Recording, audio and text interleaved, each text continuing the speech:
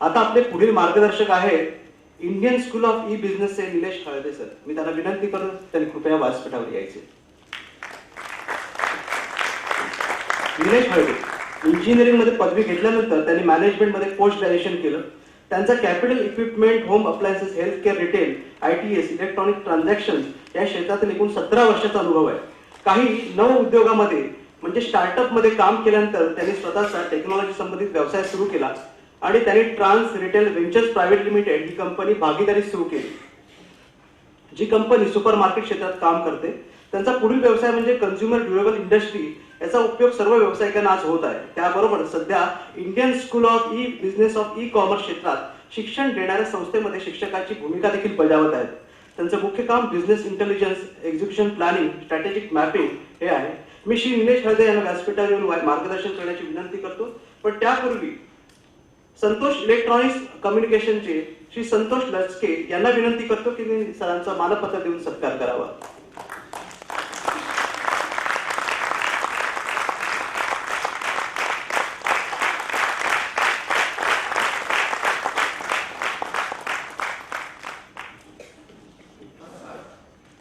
आपल्या शहरात एवढा आपला आवाज दबून कसं चालेल? नमस्कार.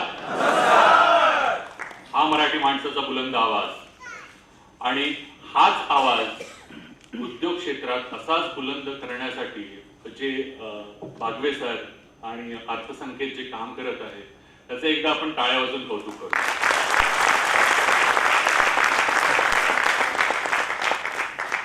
Indian school of e business आणि अप्लायन्स सोल्युशन्स प्रायव्हेट लिमिटेडच्या परिवाराकडून तुम्हा सगळ्यांना दिवाळीच्या आणि येणाऱ्या नववर्षाच्या हार्दिक शुभेच्छा.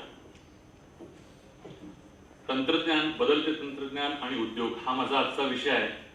पण घाबरू नका, मी काही हडूप, स्काला, क्लाउड कॉम्प्युटिंग हे काही शब्द इथे वापरणार नाहीये. मी फक्त एकच इंडस्ट्री घेणार, एक तंत्रज्ञान घेणार आणि त्या तंत्रज्ञानाचा, त्या टेक्नॉलॉजीचा त्या इंडस्ट्रीवर किती फरक पडलाय त्याबद्दल फक्त मी चर्चा करणार आहे. तुमच्यापैकी कोणी रिटेल सेगमेंट मध्ये आहे का? थोडं इंटरॅक्टिव्ह करूया. रिटेल सेगमेंट मध्ये कोणी आहे का? मॅडम, यावेळी दिवाळी कशी होती?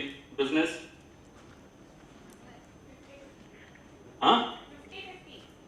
हो, श्रावण महिन्यापासून दिवाळी म्हणजे आपला काळ रिटेल मध्ये. पण 50-50 का? काय झालं?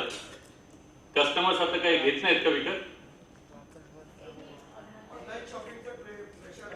ऑनलाईन शॉपिंगचं प्रेशर आहे.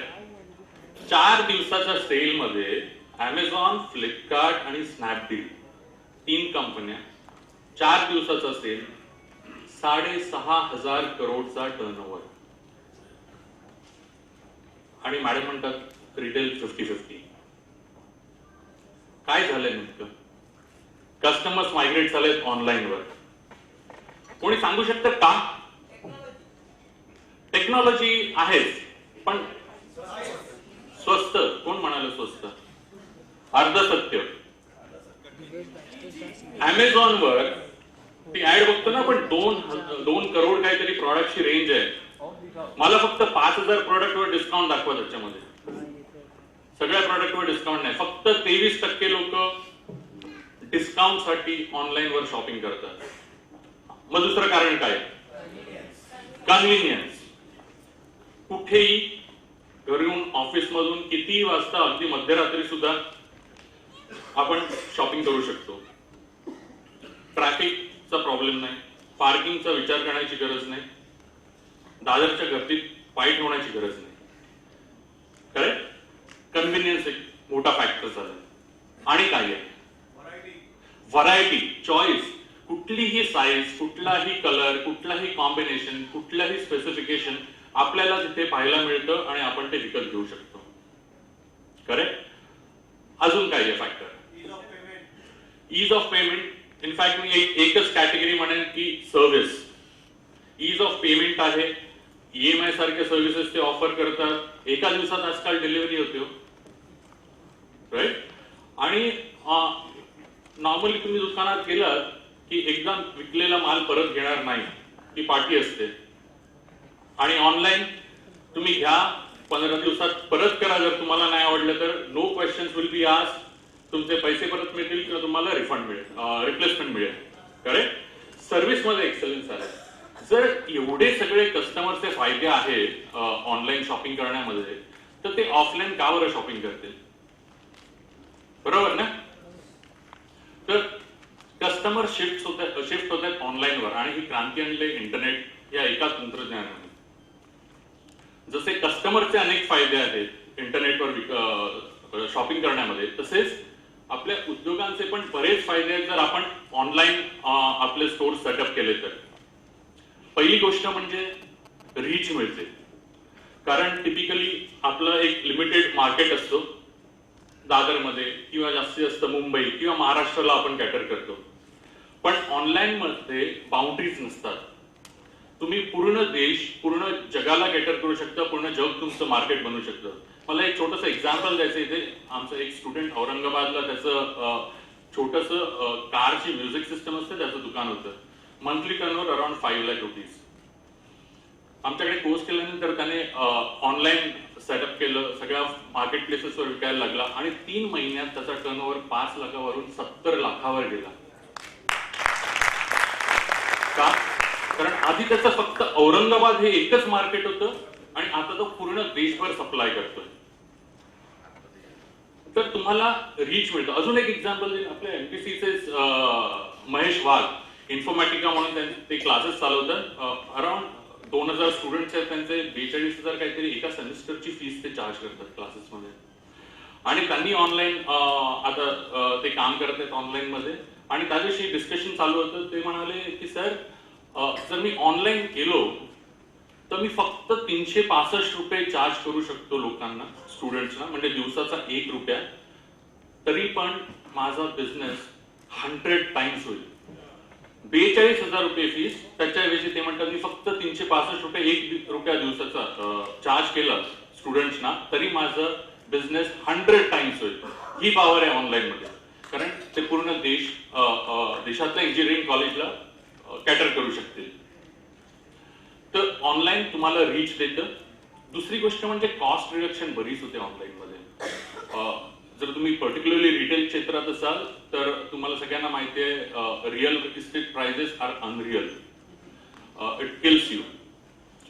तर infrastructure cost, real estate cost, manpower cost, हा बराच खर्च ऑनलाईन मध्ये कमी होतो. कारण you just need a warehouse. एक छोटंसं वेअरहाऊस असलं की तिथून तुम्ही सप्लाय करू शकता. स्टोर फ्रंटची गरज नाही. वेबसाईट हा तुमचा स्टोर फ्रंट असतो. सो कॉस्ट बरीच, इव्हन मार्केटिंग कॉस्ट किंवा ब्रँड बिल्डिंग कॉस्ट पण ऑनलाईनवर खूप कमी आहे. Particularly social networking, digital marketing, हे बरेच प्लॅटफॉर्म अवेलेबल आहेत आणि कॉस्ट तिथे भरपूर कमी आहे. सो हे दुसरं बेनिफिट झालं, तुमचं कॉस्ट कमी होते. तिसरं बेनिफिट म्हणजे ऑनलाईन स्पेसमध्ये तुम्ही पाहिले असतील बरेच रिव्ह्यूज असतात, रेटिंग्स असतात प्रोडक्ट्सना. आणि त्या रिव्ह्यूज रेटिंग्समुळे जर तुमचं प्रॉडक्ट चांगलं असेल, तुमची सर्व्हिस चांगली असेल, तर लोक ते रिव्ह्यूज रेटिंग्स पाहू शकतात आणि तुमचा बिझनेस अजून वाढू शकतो.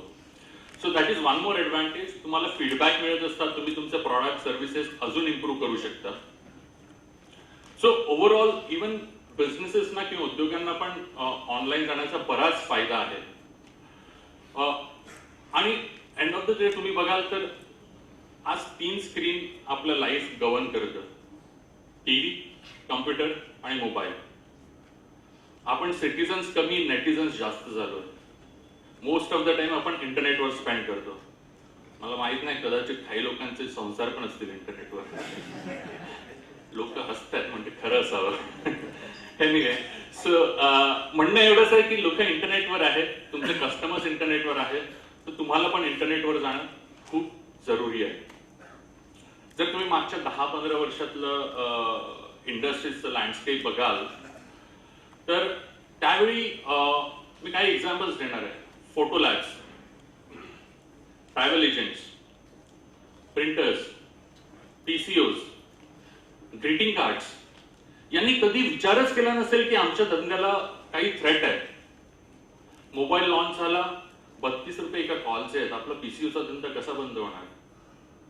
कोणालाही तेव्हा वाटलं नाही की आपल्या धंद्याला धोका या तंत्रज्ञानाचा. लोकांनी इग्नोर केलं आणि आज आपण बघतोय पूर्ण इंडस्ट्रीज वाईपआउट झाल्या. यावेळी टेक्नॉलॉजी किंवा तंत्रज्ञान ही एक लाट आहे.